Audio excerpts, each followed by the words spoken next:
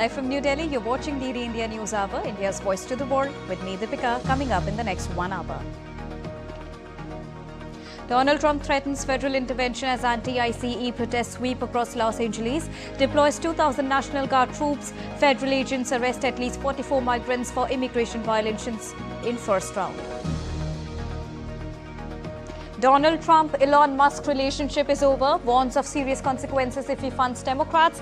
Musk publicly criticizes President Trump's tax and spending bill.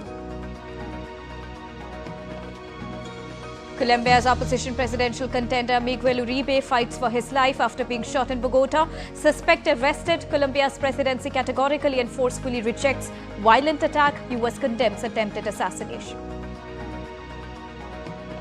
Ukraine's drone attack sparks fire at chemical plant in Russia's Tula region. A day after Moscow launched huge attack on Kyiv, US believes Putin's retaliation is yet to fully unfold.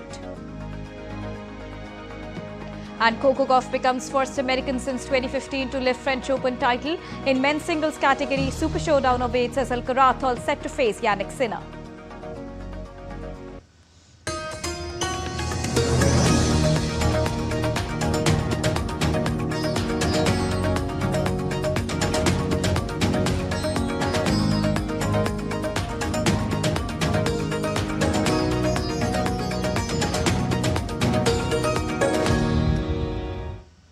A very good morning to all our viewers joining us at this hourly broadcast. To begin with the latest, federal agents clashed with protesters in Paramount, California for a second day on Saturday, deploying flashbang grenades and tear gas to disperse crowds opposing immigration raids.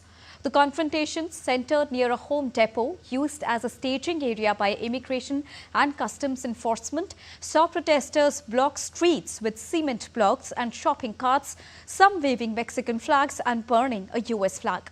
The raids, part of President Donald Trump's aggressive immigration crackdown, targeted undocumented migrants, with nearly 120 arrests reported over 2 days. Trump's border czar, Tom Harmon, vowed to deploy the National Guard, claiming the operations enhance safety. Los Angeles Mayor Karen Bass condemned the raids as sowing terror in communities.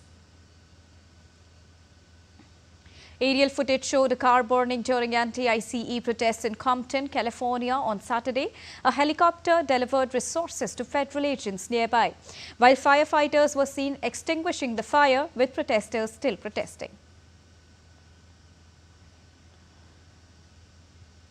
Hundreds of protesters gathered outside the Metropolitan Detention Center as well as in downtown Los Angeles on Saturday, condemning the U.S. Immigration and Customs Enforcement raids that detained at least 44 people across the city. Demonstrators chanted "Free them all," quote-unquote, and clashed with federal agents along with police who used tear gas, flashbang grenades and less than lethal munitions to disperse the crowd. Protests escalated after raids targeted businesses like Ambience Apparel and a home depot, prompting accusations of terror from Mayor Karen Bass. Amidst the immigration clashes, US President Donald Trump has vowed federal intervention to curb escalating protests against immigration raids in Los Angeles, slamming California Governor Gavin Newsom and Mayor Karen Bass for failing to manage the unrest. In a Truth Social post, Trump called the protest, and I quote him, "riots and looters," unquote, and signaled robust action. Governor Newsom condemned the deployment as inflammatory, warning it would erode trust, while Los Angeles officials criticized the raids for sowing fear in the city's diverse communities. In the latest, US President Donald Trump has ordered the deployment of 2,000 National Guard troops to Los Angeles to address escalating protests against immigration and customs enforcement raids, as announced by White House Press Secretary Caroline Leavitt. White House Deputy Chief of Staff Stephen Miller, in a social media post on X, said and labeled the protest against federal immigration raids in downtown Los Angeles as an insurrection against the laws and sovereignty of the United States. The demonstration, sparked by the U.S. Immigration and Customs Enforcement operations targeting undocumented migrants, turned volatile as protesters clashed with federal agents in Paramount, a heavily Latino suburb. U.S. Immigration and Customs Enforcement detained Khabileem, who is the world's most followed TikToker with about 162 million followers at Las Vegas's Harry Reid International Airport on the 6th of June for overstaying his visa. The 25-year-old Italian, known for his humorous silent videos, was released the same day and voluntarily left the U.S. A UNICEF Goodwill ambassador, he has not commented publicly yet. The detention aligns with President Donald Trump's intensified immigration enforcement, including mass deportation efforts, which have sparked legal challenges. Now, Leem's fame stems from mocking complex online tutorials with simple solutions, earning millions through brand deals.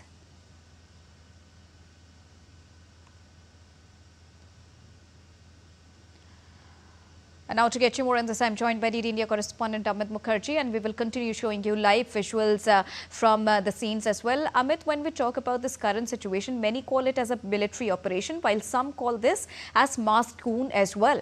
What is the latest that you're tracking on the intensified situation there in California so far?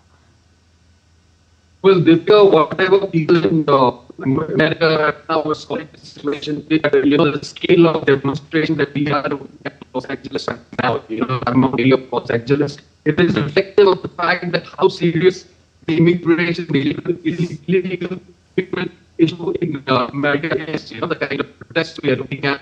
Just about 12 dozen illegal immigrants essentially were grounded by the immigration authorities, which actually sparked up this whole incident on Friday. But the kind of crowd we are seeing what gathered before the federal building of the Los Angeles speaks volumes about the illegal immigrant issues because President Trump has always been highlighting its election campaign. And now, all right, Amit, we'll come back to you. We are trying to resolve the audio issue coming in there. But meanwhile, let's also take a look at the live visuals that we are tracking from the United States on the current issue, how the protesters are going across.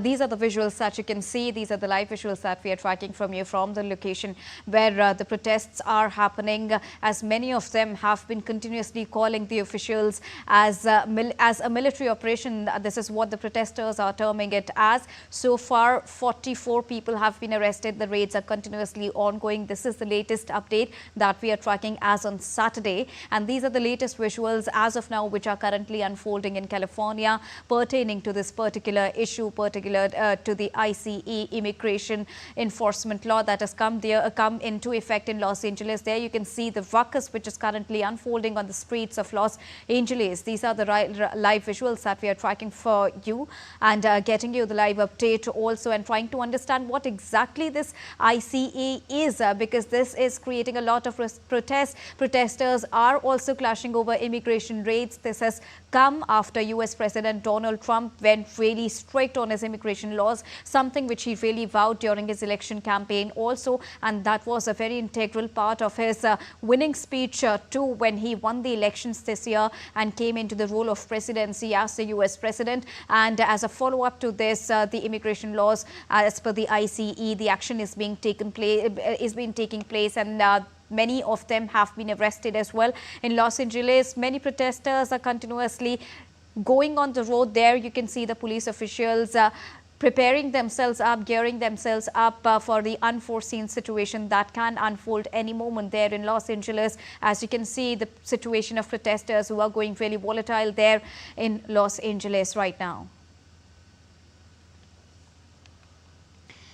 Not only this, the protesters are also blocking the street and burning the US flags. There are many other country flags which are coming up by the protesters because they don't want to get into a situation where the so-called migrants are being arrested and they are being prosecuted for this, and they really want to oppose it. And that is the reason why they have come on the streets to protest this particular move by the US government right now.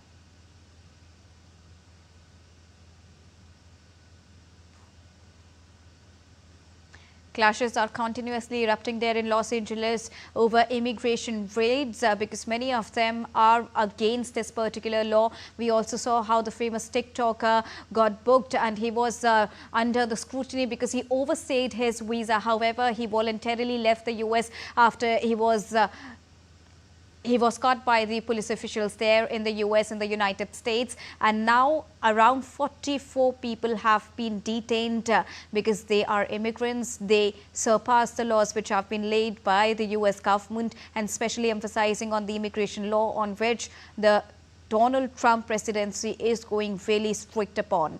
And now to get you more on this, I'm once again joined by Amit Mukherjee. Amit, please continue. We were talking about the reasons and the current situation that is currently unfolding in Los Angeles. We are also showing our viewers the live visuals from there. Amit. Yeah, right, Deepika, like I was saying, the protest actually is reflective of the extent of this immigration issue, which is like prevalent in America right now. It's a serious issue. And President Donald Trump, during his election campaigns, have also been highlighting the fact that immigration, illegal immigrants, is a serious issue out here in USA, and which is reflective, the extent of demonstrations and protests that we are looking at right now in Los Angeles. It itself speaks volumes about the immigration issue. Now, the whole protest had started because of, about 12 immigrants, allegedly illegal immigrants, were rounded up by the enforcement authorities, the immigration enforcement authorities, which is when, on Friday, this entire incident of protest started. And it went on till Saturday. Now people started gathering in the crowd. The size of the mob actually started increasing, which is when the sheriff of Los Angeles has actually requisitioned for additional deployments to contain the situation. Now there are multiple opinions as far as this whole protest is concerned. Now Governor Gavin Newsom has been saying that purposefully inflammatory action by the Trump administration, actually President Trump's action, he's looking at it as a purposefully inflammatory, and it's going to erode public trust. But the fact remains that this kind of a public demonstration needs to be controlled because it has gone violent. They have been throwing a lot of stuff, which you rightly pointed out. They had put barricades. They have been attacking the federal buildings with articles and, stuff. And so it has to be controlled. Now, which is when the sheriff, which is responsible for controlling law and order, maintaining law and order in Los Angeles, they have stepped in and they have issued a statement that this action right now, which is happening, is not a federal law, operation, which is to enforce immigration laws and all. It is for crowd control and traffic management, because the kind of chaos which is happening because of the ongoing demonstration. Now, it has been almost over 48 hours that it has been on, and there seems to be no sign of this protest ebbing. All right. And the protesters are getting violent by the hour. All right. Thank you so much, Amit, for joining us and bringing us the latest on this developing issue. Moving on. A public rift between US President Donald Trump and billionaire Elon Musk has intensified, with Donald Trump declaring their relationship as over in an NBC interview. The feud erupted after Musk denounced Trump's $2.4 trillion tax and spending bill as a disgusting abomination, complicating its passage in the Congress. Trump warned of serious consequences if Musk funds Democrats opposing the bill, but declined to specify actions or confirm investigations into Elon Musk. Despite their fallout, Donald Trump said he has no plans to cancel government contracts with Musk's SpaceX or Starlink. Musk, who spent nearly $300 million supporting Donald Trump's 2024 campaign, deleted critical social media posts, including one banking Trump's impeachment. The bill that passed the House faces Senate scrutiny. Trump remains confident it will pass by the 4th of July, while Musk calls for a new political party representing the 80% in the middle. Meanwhile, activists gathered outside a Tesla store in New York City on Saturday to protest former Doggy chief and billionaire Elon Musk, as well as US President Donald Trump, over funding cuts, particularly those affecting HIV prevention and marginalized communities. Trump froze many foreign aid programs early in his presidency before reinstating some life-saving assistance, including parts of the United States President's emergency plan for AIDS relief, its global HIV initiative. The PEPFAR funding also supported NGO-run clinics that have now been closed. Trump named Elon Musk to head an effort to downsize the federal workforce and slash the spending.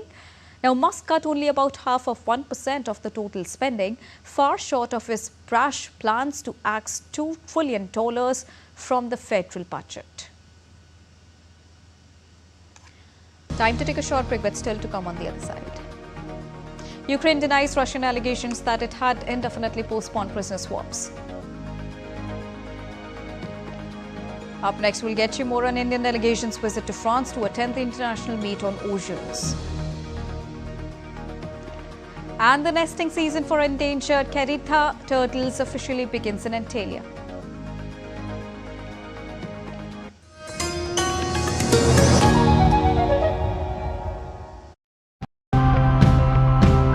Our world has been facing challenges that have pushed us to the extremes. But every challenge is an opportunity that makes us rethink, rebuild, and become more resilient. There is a weed called Lantana camara in the forest, which has been destroying the entire ecosystem. So we collaborate with indigenous people to remove this weed and convert it into briquettes.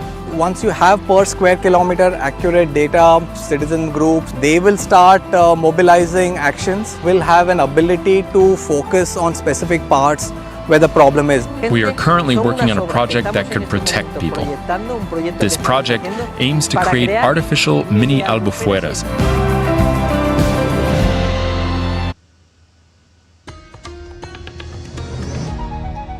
Welcome back after that short break. You're watching Daily India News Hour. Now, an overnight Ukrainian drone attack sparked a short-lived fire at the Azot chemical plant and injured 2 people in Russia's Tula region. The fire was extinguished. Governor Dmitry Milayev informed that there is no threat to the air quality near the plant, but environmental monitoring will continue. Meanwhile, Russia launched an intense missile and drone barrage at the Ukrainian capital, Kyiv, on Friday, saying the strike on military and military-related targets was in response to what it called Ukrainian terrorist acts against Russia. It also attacked the eastern Ukrainian city of Kharkiv at night and in the evening with drones, missiles and guided bombs. One of Ukraine's largest cities, Kharkiv, is located just a few dozen kilometers from the Russian border and has been under constant Russian shelling during more than 3 years of conflict. The Ukrainian military said Russia launched 206 drones, 2 ballistic and 7 other missiles against Ukraine overnight. And during his regular evening address, Ukrainian President Volodymyr Zelensky said Russian attacks are not retaliatory but are intended for destruction. І хто б там що не казав, це російські удари не у відповідь, а на знищення, цілковитого знищення життя. Вони хочуть цього. І в абсолютно всіх містах, селах, на окупованій території справді видно, що означає прихід Росії. Єдине, про що піклуються окупанти, це про військову інфраструктуру та про свою можливість вивести з України все цінне. While the United States believes that Russian President Vladimir Putin's threatened retaliation against Ukraine over its drone attack last weekend has not happened yet in earnest and is likely to be a significant multi-pronged strike. Senior U.S. officials said that though the timing of the full Russian response was unclear, but it was expected within days. A second retaliation was likely to include different kinds of air capabilities, including missiles and drones. The Russian and Ukrainian embassies in Washington and the White House has not responded yet.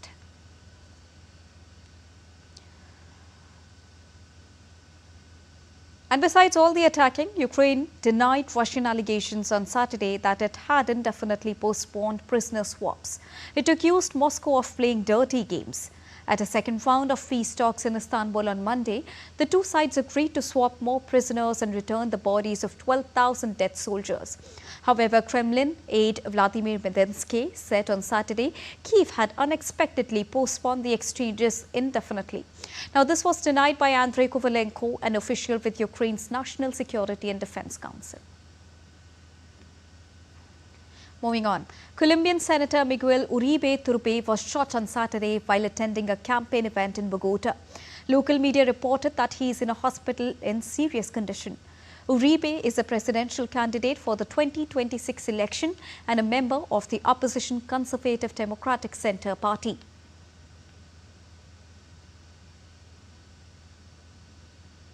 In a statement condemning the attack, the party revealed that Uribe was shot in the back by unidentified assailants during a public event. Colombia's presidency issued a statement saying the government categorically and forcefully rejected the violent attack and called for a thorough investigation. The attack has sparked international condemnation. Chilean President Gabriel Boric expressed outrage on social media platform, while U.S. Secretary of State Marco Rubio described the shooting as an assassination attempt and blamed violent leftist rhetoric from Colombia's higher government positions. Moving on, thousands of Israelis took to the streets of Tel Aviv on Saturday for protests calling for the immediate release of hostages held by Hamas. Protesters gathered in several locations holding up banners for the release of hostages, asking for a plan by the Israeli government. They also held up photos of some of 55 hostages who were kidnapped during a Hamas-led attack on Israel on the 7th of October in the year 2023 and are still being held in Gaza. Early on Saturday, Israel announced its army has recovered the body of a Thai hostage who had been held in Gaza since Hamas's 7th of October attack. Israel's military said Natapong Pinta had been abducted alive and killed by his captors. The Israeli army released video on Saturday showing an underground tunnel with an entrance on the premises of the European hospital in Gaza's Khan Yunis. In a special operation carried out by the military and Shin Bet, troops reached the underground facility in recent days where they located the bodies of several terror operatives. The IDF said the terror group's leader, Mohammed Sinwar, was killed here in a strike on the 13th of May. The military said the tunnel featured command and control rooms, weapons and other intelligence materials. Iranian intelligence agencies have obtained a large trove of sensitive Israeli documents, some related to the nuclear plants and facilities of Tehran's arch-enemy. Iranian state television reported, citing unnamed sources, that the operation to obtain the aforementioned documents was carried out some time ago. The enormous volume of documents and the necessity of safely transporting the entire shipment into the country that has caused news embargo until it was ensured that all of them reached the intended protected locations. There were no immediate official comment from Israel, and it was not clear whether the report was linked to a reported hacking of an Israeli nuclear research center last year that Tehran is choosing to divulge now amid heightened tensions over its nuclear program. Now, Rwanda has prevented from assuming the rotating presidency of the Economic Community of Central African States on Saturday, following objections from the Democratic Republic of Congo and Burundi over ongoing conflicts in eastern DRC. In the leadership of ECCAS, a bloc comprising 11 Central African nations, had been set to transition to Kigali. However, during a high-level meeting of heads of states and the government, the DRC and Burundi raised concerns that led to a postponement of the transfer. As a result, the current acting president, Equatorial Guinea's leader Obiang Nguema Mbosogo, will continue his role for another year, according to an official communique. Congolese officials reportedly insisted that they would be unable to travel to Rwanda for community activities if Kigali assumed the presidency. Diplomatic ties between Kinshasa and Kigali are fraught, with the Congolese government accusing Rwanda of supporting the M23 armed rebels. The United Nations Ocean Conference is all set to open its doors in France's Nice on Monday. Co-hosted by France and Costa Rica, 5-day UNOC3 aims to accelerate action on protecting the world's oceans. The conference aims to accelerate action and mobilize all actors to conserve and sustainably use the ocean, focusing on key themes like restoring marine ecosystems, reducing pollution, and promoting ocean-based scientific cooperation. Now, oceans cover over 70% of the Earth's surface and is a major regulator of major environmental balances, a provider of vast resources and biodiversity, an important enabler of trade, and an essential link between the countries and human communities. Protecting the oceans means protecting an immense carbon sink and unimaginable biodiversity reserves. Thus, the conference will seek to support the implementation of Sustainable Development Goal 14 on the marine environment, with focus on completion of multilateral processes linked to the oceans, mobilizing sources of finance and strengthening and better disseminating the knowledge. Ahead of the upcoming and significant conference, activists and organizations are holding protests in Nice, demanding better protection for the world's ocean and marine wildlife. Hundreds of protesters held Blue Walk along the Nice's famed Promenade d'Anglais on Saturday, raising voices for the preservation of the oceans. Wearing blue and white color clothes, the participants held banners saying, "Protect the ocean, protect life, and don't touch my bottom." Some were seen wearing hats with coral shapes, while others dressed as sharks held banners with signs saying forced labor. The protesters, with their Blue Walk, denounced the activities such as bottom trawling, which is a method of fishing where a cone-shaped net is dragged along the sea floor to catch marine life. Now, it's a destructive practice that can significantly impact the seabed and surrounding ecosystem.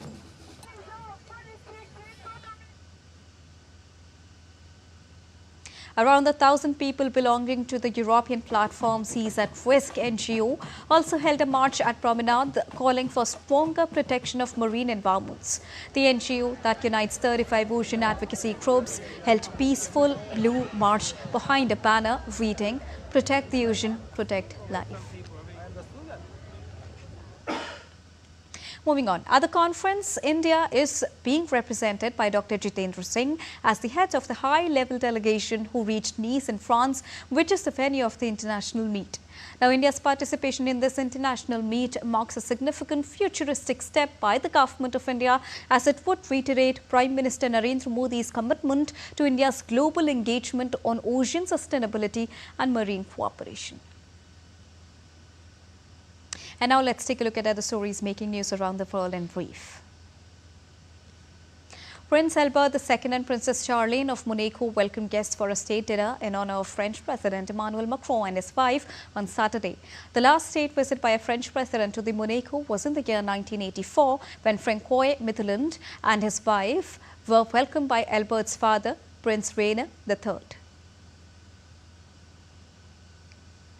A fire brigade removed the carcass of a whale stranded on a beach of Rio de Janeiro's Barra de Tijuca neighborhood on Saturday. The carcass was from a 6-meter-long humpback whale, and that the operation to remove the dead animal took approximately 4 hours. Winter marks migration season for whales, making stranded mammals along the coastal region a common sight. The nesting season for endangered Carita turtles has officially begun in the Kerma district of Antalya, and with it comes a renewed wave of conservation efforts to protect the species. Now, this year marks the first round of protected nests as the turtles make their epic journey across the Mediterranean to return to the very beach where they were once born. Now, last year, 3,500 baby turtles from almost 200 nests made it to the sea. The National Hockey League held its second annual Stanley Pup event to benefit adoptable rescue dogs. The shelter puppies that participated each wore a bandana representing one of the 32 NHL teams, and each dog were adoptable through the Petco Love non-profit organization in the United States. Time to take a short break, but still to come on the other side. Up next, we'll get you all the latest on India's global outreach on Operation Sindoor. India's parliamentary delegation, comprising 6 members of the parliament and led by Lok Sabha Speaker Om Birla, achieves major successes at the 11th BRICS Parliamentary Forum. And up next, we get you the latest on why internet services have been suspended in 5 districts of Manipur.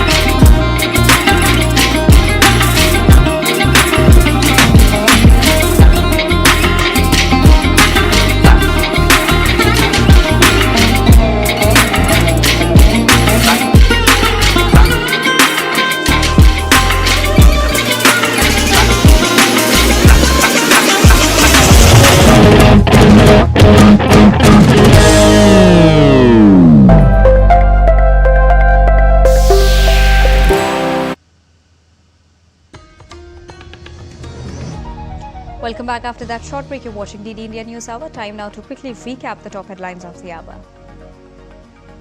Trump threatens federal intervention as anti-ICE protests sweep across Los Angeles, deploys 2,000 National Guard troops. Federal agents arrest at least 44 migrants for immigration violations in first round. Donald Trump-Elon Musk relationship is over, warns of serious consequences if he funds Democrats. Musk publicly criticizes president's tax and spending bill. Ukraine's drone attack sparks fire at chemical plant in Russia's Tula region. A day after Moscow launched huge attack on Kyiv, US believes Putin's retaliation is yet to fully unfold. And Coco Gauff becomes first American since 2015 to lift the French Open title. In men's singles, super showdown of 8 as Alcaraz all set to face Sinner. Well, India's all-party delegation led by BJP MP Ravi Shankar Prasad returned this morning after successfully conveying India's unwavering resolve to fight against terrorism across France, Italy, Denmark, England, Brussels and Germany. हर जगह संसद के वरिष्ठ लोग, मंत्रीगण, think tank, media और भारतीय community से बातचीत हुई। मुझे एक बात की प्रसन्नता है कि भारत के प्रति पहलगाम के बर्बर आतंकवाद के खिलाफ बहुत गुस्सा है देशों में और सबों ने कंडेम किया। हम लोग यूरोपियन पार्लियामेंट में भी गए और हर जगह एक स्वर से इसकी आलोचना हुई और भारतीय जो थे वो तो बहुत उत्साहित थे हम लोग से मिलकर करके। यूरोप और भारत के बीच एक नए संबंधों की शुरुआत होने वाली है। भारत का आर्थिक विकास जो है दुनिया की चौथी बड़ी इकोनॉमी हो गई है, इससे वो बहुत इम्प्रेस्ड हैं। भारत की डिजिटल उपलब्धि से बहुत वो प्रभावित हैं। तो जर्मनी के साथ, ईयू के साथ भारत के नए संबंधों की शुरुआत होगी। In the last leg of their six-nation visit, team engaged in Germany, where on Saturday the team interacted with the key leaders and representatives of the Indian community in Berlin. The event began with the participants observing a 2-minute silence in solemn tribute to the victims and pledging to stand united against the scourge of terrorism. The Indian community in Berlin displayed immense enthusiasm, drawing inspiration from India's growth story and its unwavering stand against terrorism under the leadership of Prime Minister Narendra Modi. Ravi Shankar Prasad termed the visit to Germany as highly successful, saying across the 6 countries they visited, they received great respect and India's concerns were given a hearing. Earlier, the team engaged with key members of the German Bundestag as well as prominent German think tanks. They underscored India's stand on zero tolerance for terrorism. The members conveyed that India's response to the Pahalgam terrorist attack was precise, measured and non-escalatory. Additionally, they articulated India's unequivocal position that no distinction can be made between terrorists, those who support or shelter them. Team led by Shashi Tharoor continues to engage in the United States. Today, the delegation paid homage to Mahatma Gandhi at his statue opposite the embassy in Washington, D.C. Writing on social media platform X, Tharoor highlighted how many world capitals are adorned with statues or busts of Mahatma Gandhi, the 20th century's greatest apostle of peace, non-violence and human freedom. Earlier, Shashi Tharoor spent his final afternoon in Washington giving interviews to the various newspapers, during which he underscored that part of the objectives of the trip was to get India's story out in the national media of the countries they were visiting. He expressed delight that similar thing has been happening in Colombia and Panama as well. Now, UK's Foreign Secretary David Lammy concluded day 1 of his India visit meeting Commerce and Industry Minister Piyush Goyal. Both the leaders held a fruitful meeting expressing appreciation towards the work done in finalizing the historic India-UK FTA that is poised to give further boost to the growing ties of India and United Kingdom. The two sides further discussed avenues to deepen bilateral trade and strengthen collaboration across various sectors to unlock the full potential of the comprehensive strategic partnership.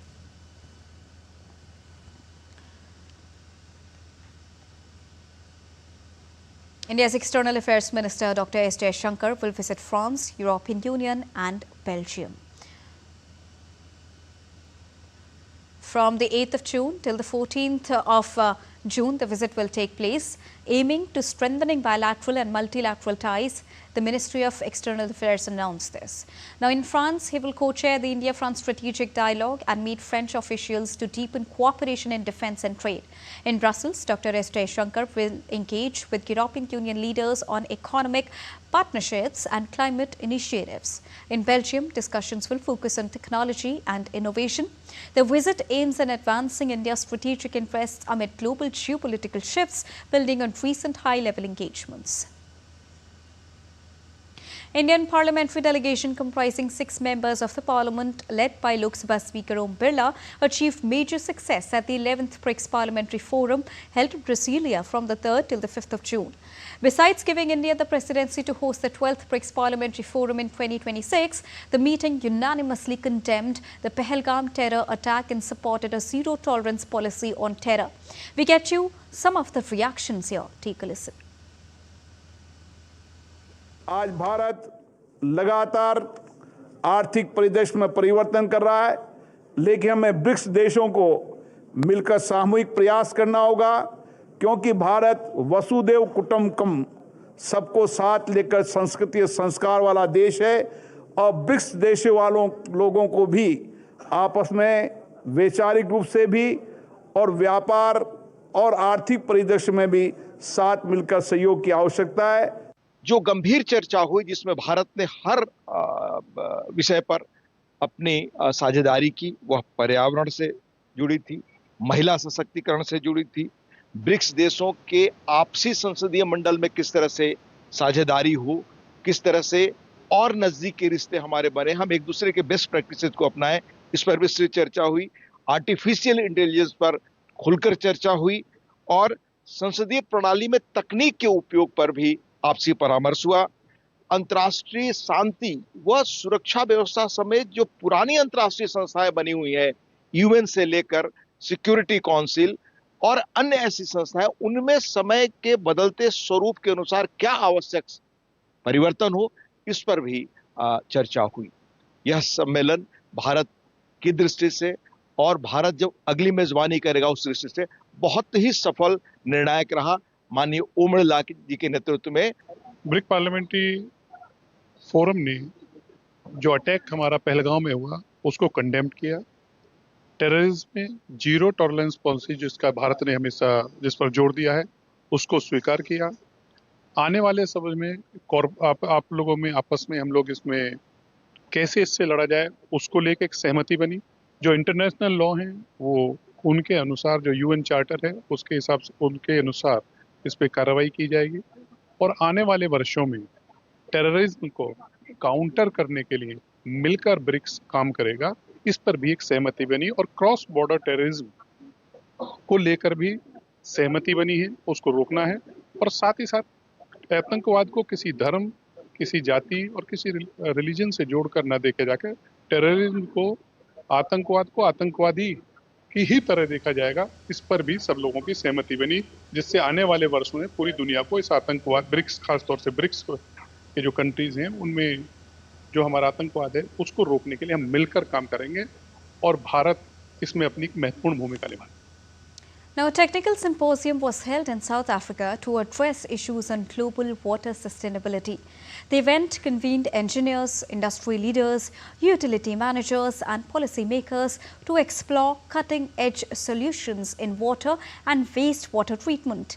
Key sessions focused on topics such as demineralization, system diagnostics, advanced membrane technologies and innovations in wastewater recycling. Nasneel Ismail has more. Take a look.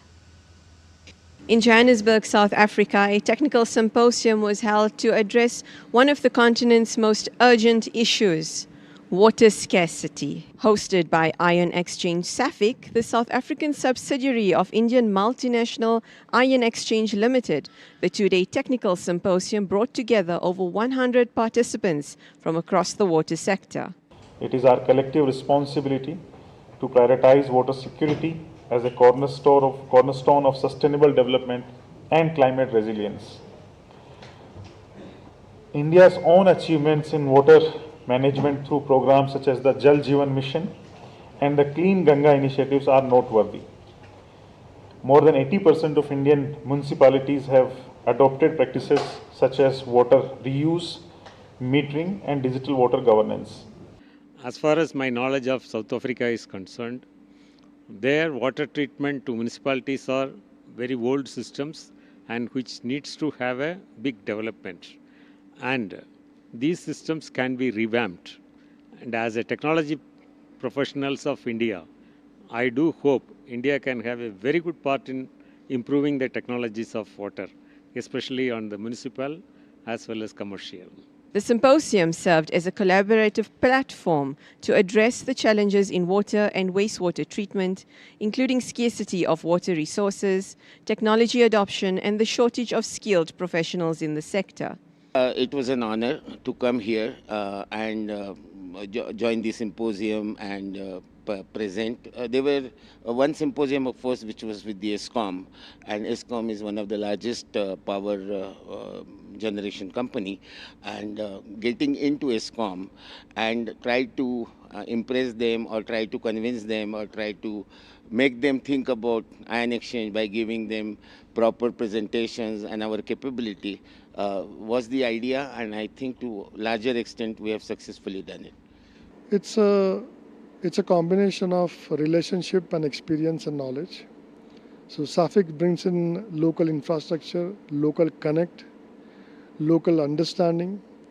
Their deep understanding about how South African consumer and customers think.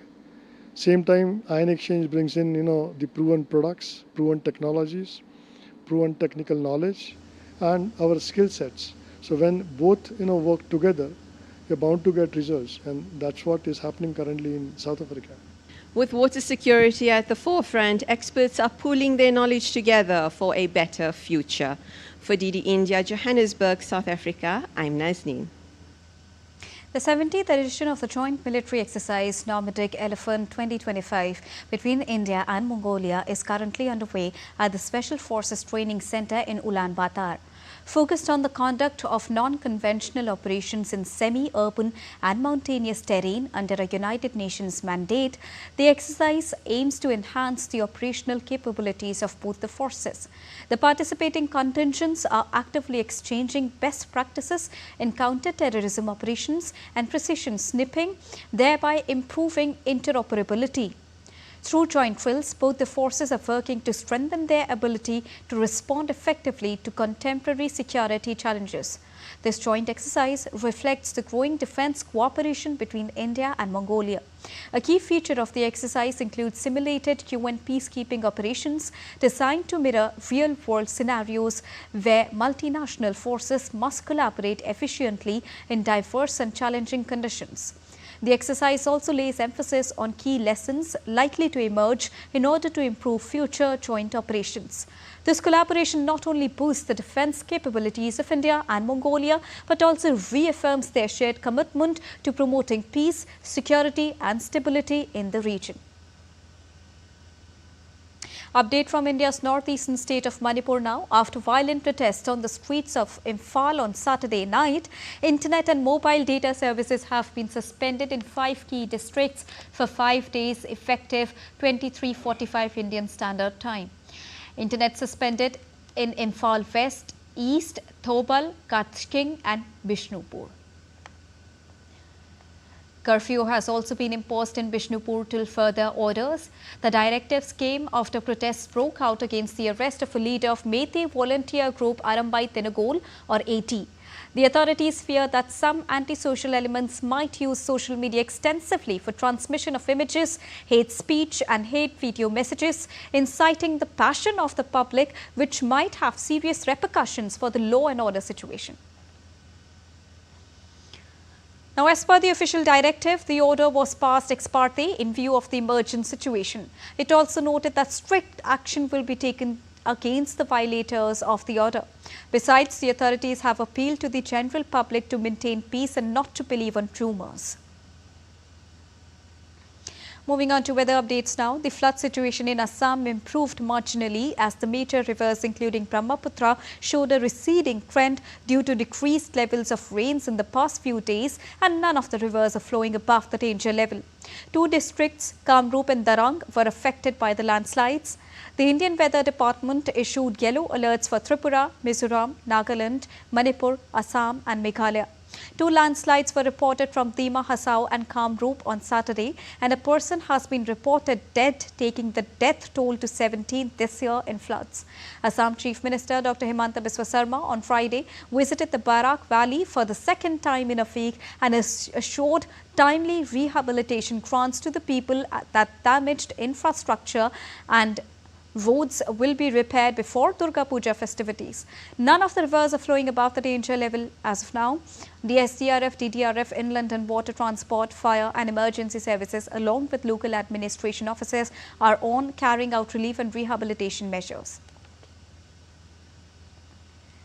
The NDA government at the centre completes 11 years in office under the leadership of Prime Minister Narendra Modi. Good governance has impacted lives and improved the status of the Indian economy. Over the last 11 years, the NDA government has redefined women-led development. Prime Minister Narendra Modi in a social media post said the focus has been on empowering Nari Shakti through various initiatives, from ensuring dignity through Swachh Bharat to financial inclusion via Jan Dhan accounts. Ujjwal Yojana brought smoke-free kitchens to several homes. Mudra loans enabled lakhs of women entrepreneurs to pursue dreams on their own terms. Houses under the women's name in PM Awas Yojana too have made a remarkable impact.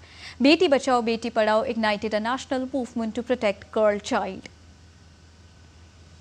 In all sectors including science, education, sports, startups and the armed forces, women are excelling and inspiring several people. While in another social media post, Commerce and Industry Minister Dr. Piyush Goyal said 11 years ago, the lives of women were engulfed in smoke and darkness. It was as if they were unaware of the world beyond household. But after the year 2014, the Modi government brought them out of the plight and provided them a self-respecting life through various initiatives. Another feature in the cap of the central government is the success of Jal Jeevan Mission. It refers to bringing tap water to each and every household. Government successfully provided tap water connections to over 15 crore rural households across India. Launched in the year 2019 by Prime Minister Narendra Modi, the mission is fundamentally changing lives in villages by ensuring access to clean, safe drinking water right at every doorstep. The initiative, which aims to provide water to every household, has rapidly expanded across the country, reaching even the most remote regions. With a focus on community involvement, sustainability and technology, the Jal Jeevan Mission is not just about infrastructure, but about empowering rural India. We are heading for a short break, but still to come on the other side. India secures 6 gold medals on the opening day of Taiwan Athletics Open in Chinese Taipei. And up next, we give you interesting and refreshing visuals of yellow rhododendrons that have started to bloom in the highlands of Turkey.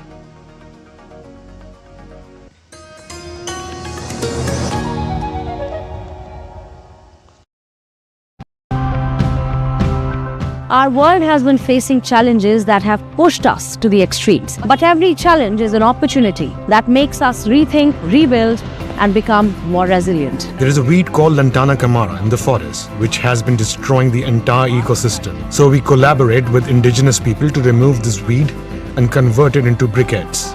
Once you have per square kilometer accurate data, citizen groups, they will start mobilizing actions, will have an ability to focus on specific parts where the problem is. We are currently working on a project that could protect people. This project aims to create artificial mini albufueras.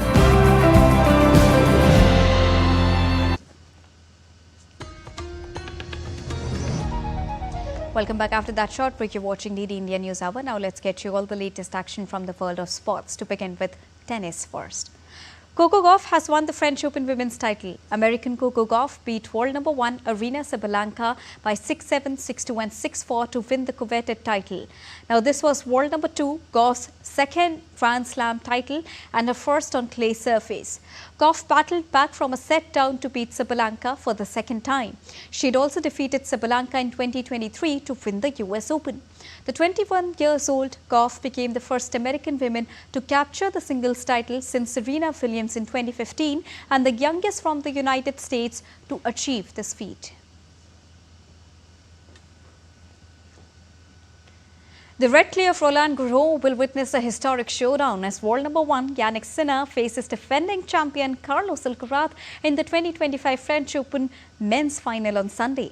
The two are set to square off on court Philippe Chatrier, where Alcaraz is looking forward to win his second French Open title in a row.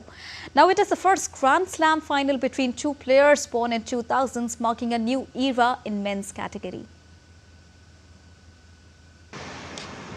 The stage is set at the French Open for a blockbuster finale. On Sunday, the world will witness a Grand Slam final between two of the tennis's brightest stars, Carlos Alcaraz and Jannik Sinner. Paris is set for a generational clash. For the first time in Grand Slam history, two players born in the 2000s will contest in the final, signaling a new era in tennis. Carlos Alcaraz, the defending champion, advanced to the final after Lorenzo Musetti retired due to injury during the semi-final clash. Meanwhile, world number 1 Jannik Sinner showcased dominance, defeating Novak Djokovic in straight sets, marking a significant generational shift in men's tennis. The 23-year-old Italian sensation Jannik Sinner has been in imperious form, not dropping a single set en route to the final. His semi-final victory over Novak Djokovic ended the Serbia's quest for a 25th major title. For Sinner, it's a chance at his first French Open title, and for Alcaraz, an opportunity to defend his crown and solidify his legacy on clay. In the previous encounters, Alcaraz holds a 7-4 advantage over Sinner, including a recent victory at the Rome final. However, Sinner's current form and consistency makes this matchup too close to call. With both the players at the pinnacle of their game, the final isn't just about a trophy, it's about legacy, dominance, and the dawn of a new chapter in men's tennis. Will Alcaraz defend his crown, or will Sinner seize his first Grand Slam title?